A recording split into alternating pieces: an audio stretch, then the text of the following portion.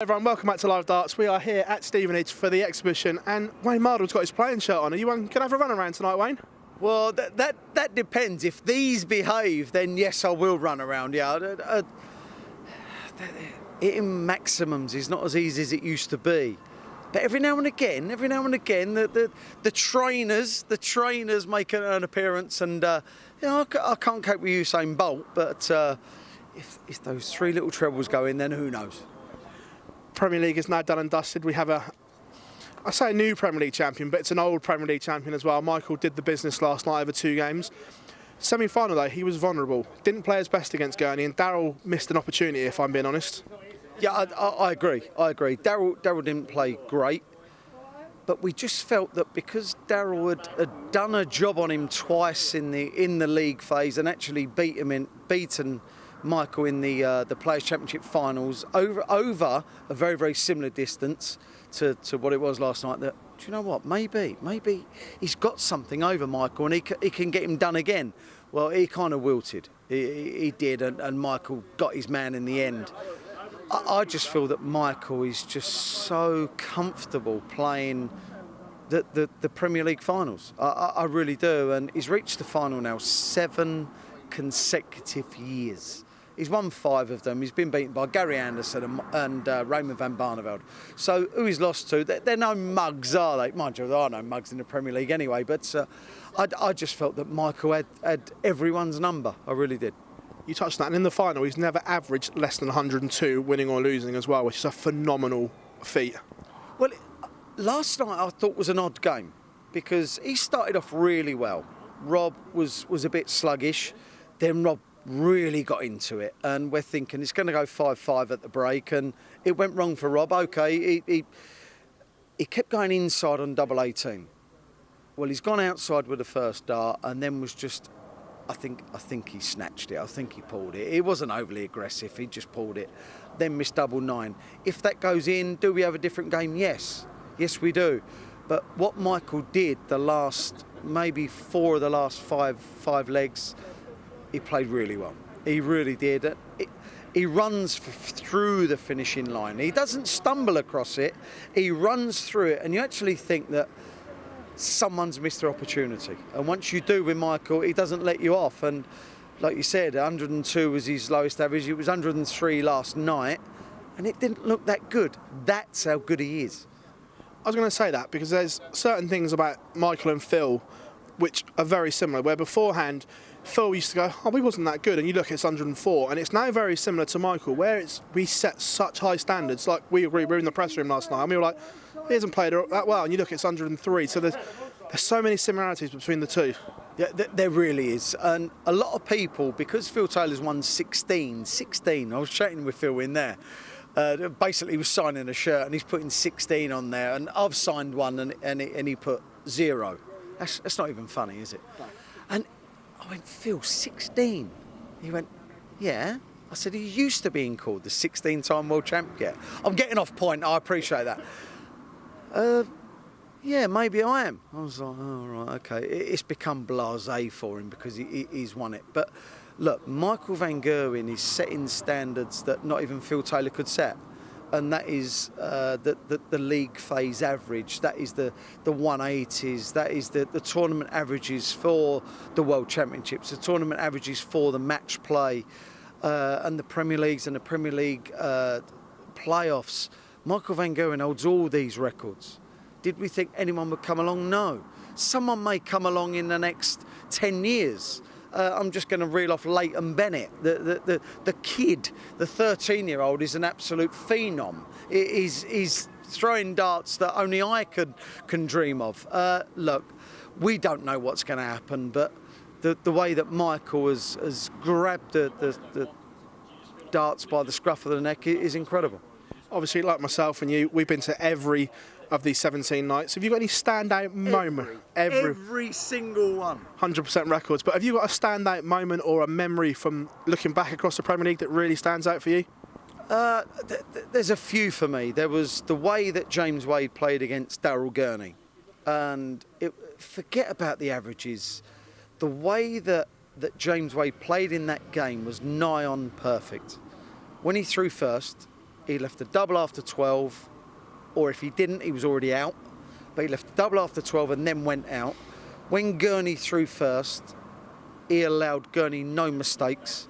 If he made a mistake, he got beat in that leg. It was 7-0, so it's easy to say. But Wade he was unplayable that night. He was absolutely unplayable. And there's a couple more. For me, the way that Gerwen Price played, the last league phase game, knowing he had to win. And he played brilliantly. Averaging 103, 104, I think. Daryl Gurney on the same night when he beat Michael Smith. I thought that was fantastic as well, because under pressure, darts is not easy to play. It's really not, because we end up trying too hard. And the last thing you want to do is try too hard. You want rhythm, you want routine, you want to relax. And the way that those two on that particular night dealt with it, and Michael van Gerwen as well, because he got the league phase 1, and Rob didn't handle it so well. So there was a few more in between. Peter Wright grouping the darts, the best he had for months. 60-61, it was a commentator's curse, but there was other things in there. Do you know what? I felt it was a real entertaining Premier League, and the contenders for me made it as well. Chris Dobie coming in and getting a draw, not getting beaten by Mensur Sulovic. He was 5-1 up. I know. Chris, you should have won, mate. Should have won. Dimitri van den Berg, I thought was great. John Henderson was the star of the whole show. 17 weeks, Hendo. You were the star, pal. That as well. So it sticks in the memory. Touching on the contenders but was it the best Premier League ever? And did the contenders work to a degree that maybe it's here to stay and we won't ever go back to just 10 straight players? I'm not sure it was the best Premier League ever. I'm not. There was a few things that for me, the contenders worked. Yes, it worked. Of that, I've got no doubt. But maybe they need to fiddle around. When I say that, I'm on about Sky Sports and the PDC, and talk to the players as well, how they feel. The points for a win from... So the professional... No, that's wrong. The main player in the Premier League, not the contender, gets 2 points, and those that are contenders don't. They get money. Something needs to be sorted there. Because if the contender does win, they just win a couple of quid. All they're doing is stopping the players that have originally been picked for the Premier League. Something needs to be sorted there. It's not quite right, but it was a start. It was a start. As for being a brilliant Premier League, yes, it was. It was. It wasn't a classic. It wasn't a classic. I think that's because the finals night was so recent that you end up thinking about that, and it wasn't a classic finals night. There was no last leg thriller. There was no Peter Wright missing 6 darts at a double to win it. I'm sure you want to be reminded of that, Peter. But there was none of that going on. Touch on something, obviously we were there last night and I've been to the O2 the last few years. Is the O2 the right venue for Premier League's finals night? Because I'm going to put it out there, I think it's the worst atmosphere of the whole 17 nights. Yes, it's a great concert venue and things like that, but for me, something just isn't right as a sporting event in darts. Is it maybe time to look to move the finals night somewhere? They've moved it before. It's been to Manchester, it's been to Brighton and other venues that I just can't think of. I think it's too big. I'm not saying move it to Aberdeen, I'm not saying move it to Cardiff or Exeter, but if you get 4,500, 5,000 crammed in to watch 3 real important games, then who knows? I think it would be better, yeah. I like the O2, but it's just too vast. It's too vast. And do you know what? I've put it on Twitter just today. I think the best 2 atmospheres that we've experienced this year were in Cardiff and Aberdeen. Completely agree. Yeah, maybe that tells us a story. Well, some other darting news that's broken this week. James Wade has revealed his fine from the World Championships. Obviously, I know the DRA haven't, but James has openly said himself he was fined £5,000 for the Asada affair. In comparison to what Gerwen was fined, I know it's for 3 different offences, but for me, something doesn't quite sit right here with the level of punishments the DRA are throwing out. I just want to pick your brain on, one, James is fine, and is there a massive issue with the darts authority at the moment? There's no consistency with the DRA. I don't want to don't want to say too much and incriminate myself even more. I've got no time for the DRA. I've done it again. I can't help it. There's no consistency. They do what they like, and I don't like that. I don't like that. The PDPA need to protect the players and say, do you know what? You can't just do what you like to our players. And it's between them. It's between them. The players need to let it be known that, do you know what? This is not on. You can't just go around giving out sort of suspended sentences and 5 grand and 10 grand, 20 grand, wherever you feel necessary, because the inconsistency is not there. If I do that to a player and it's a 10 grand fine, then fine. If someone else does the same and it's a 20 grand fine, right, why is that? Well, because he was on TV. Right, so now it all depends on the importance of the game, does it? I'm not saying this has actually gone on, it never has, but I'm just pointing out the inconsistencies. The DRA have got to look at themselves. They've started something, and it all started with Gary Anderson.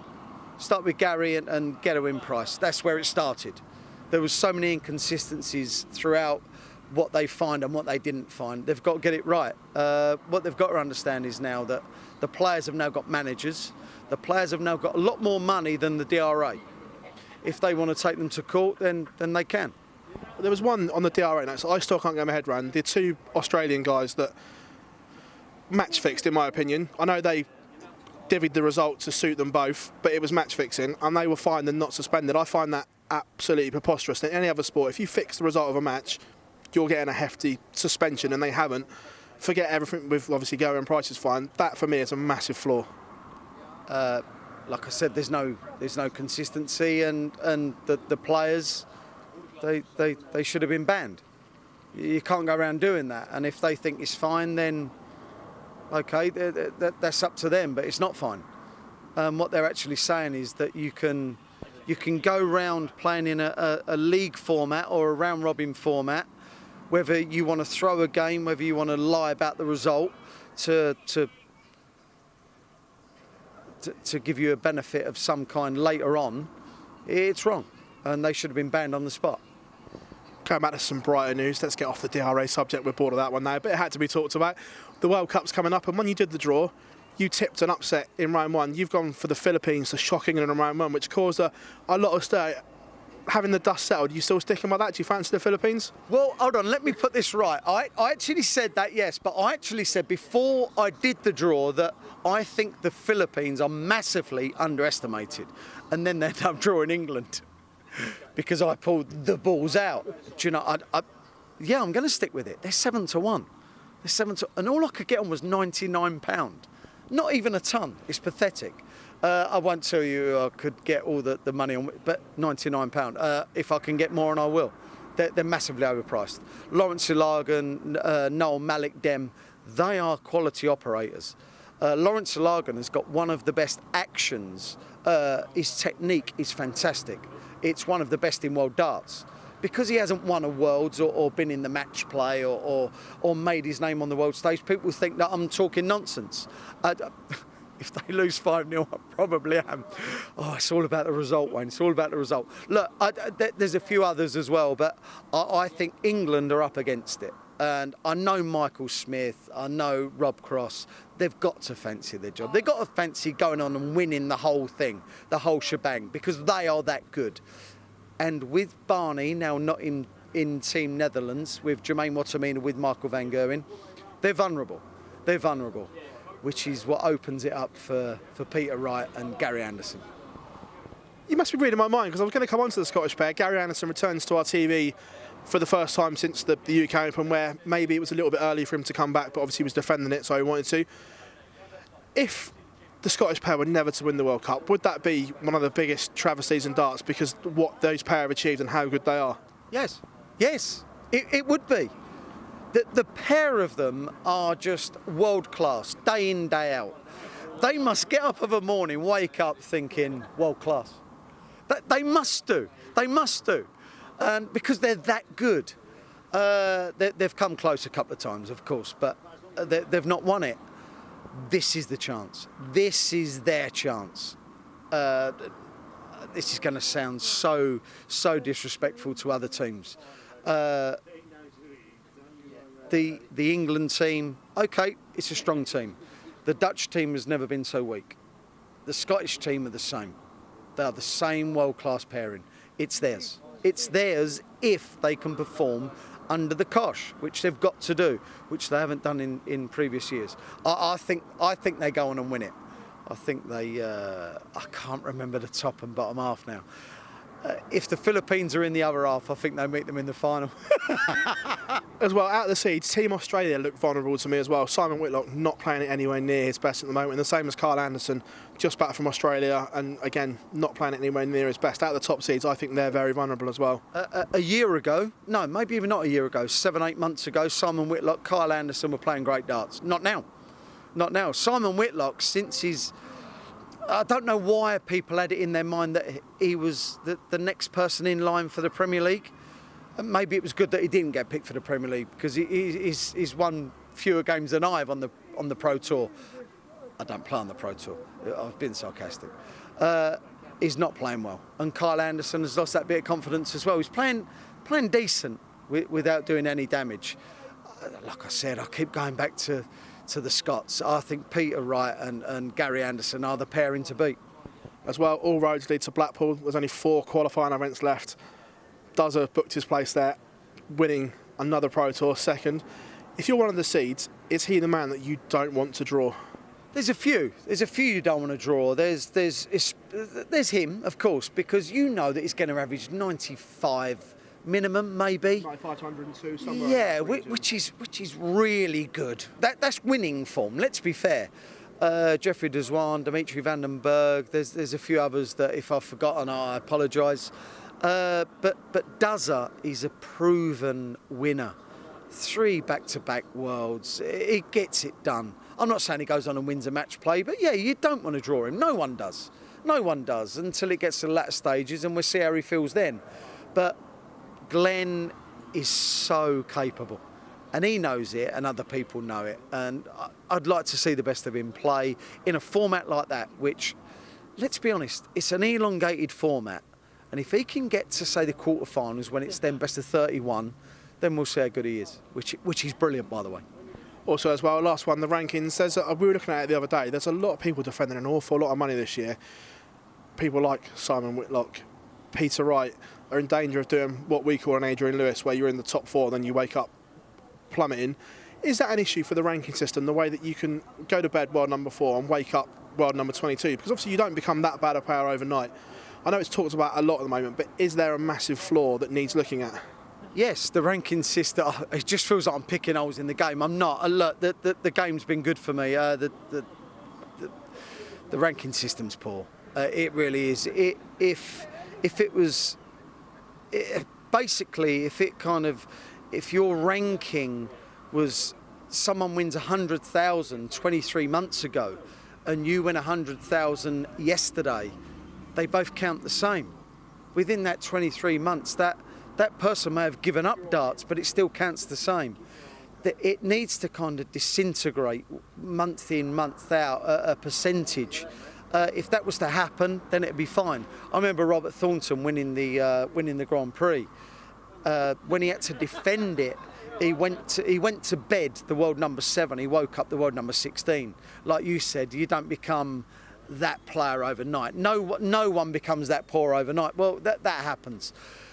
Is there a perfect ranking system? No, probably not. Is there a better one? Yes.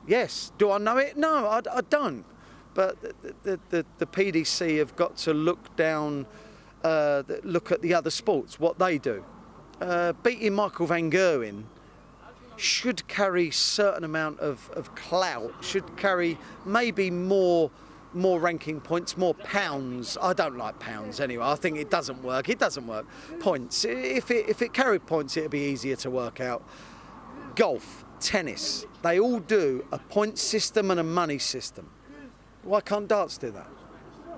I think you should get involved in the run in the sport, Wayne. Would you contemplate if you ever asked? You got some good ideas there. I would contemplate being the PDPA Chairman. I would contemplate. I've expressed my views before that I wouldn't mind doing that. How time-consuming it would be, I don't know, but I've not ruled it out yet. You just touched on that, and that's going to set tongues wagging straight away. But do you feel the players in the game need more ex-professionals and people that have been there, done it, to help it grow and help them develop as well? I think Peter Manley is great for the job, but I want him to say what I want him to put across what he wants to say. I don't want him to be bullied into saying things that maybe the PDC want him to say. I think that the PDPA have got to remain strong. They've got to be strong for the players and no one else. I think everyone's worried about keeping their status, and I couldn't care less. If I was put in that position, I'd love it. If I got sacked from that position a week later, then I've tried for a week. I can't go anywhere from there. Wayne, it's been an absolute pleasure, like always. There's some great stuff there. Thank you very much, and I hope you score 180 tonight. So do I. I've got my trainers on.